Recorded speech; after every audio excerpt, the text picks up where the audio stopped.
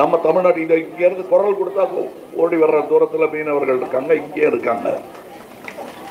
அவங்களுக்காக நீங்க என்ன செஞ்சீங்க? இடைஞ்சலை தவிர என்ன பண்ணிருக்கீங்க அப்படின்னு கேட்டா, இல்லைங்க அது நேரு பண்ணிட்டாரு எப்பவோ அப்படின்னு.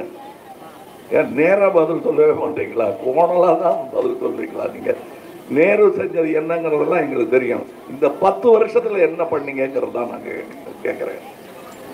இப்ப இங்க இருந்து படகுகள்லாம் போய் அங்க கைதாகிறதும் நாங்க மீட்டு கொண்டு வர்றதும் இதெல்லாம் நடந்துட்டு வருது. ஆனா இந்த 10 வருடங்கள் இதற்கு முன் இல்லாத மாதிரி அவ்வளவு கைதுகள். அது மட்டும் இல்ல, படகுகள் அரசு மயமாக்கப்பட்டு ஏலத்துக்கு விடப்படுகின்றன.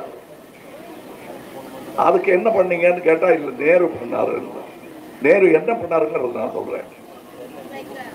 தன்னுடைய சொத்து எல்லாம் நாட்டுக்கு எழுதி கொடுத்துட்டு 16 வருஷம் ஜெயில இருந்தாரு. நீங்க நம்ம சொத்தை எல்லாம் ஒரு ஆளுக்கு எழுதி கொடுக்க பாக்குறீங்க.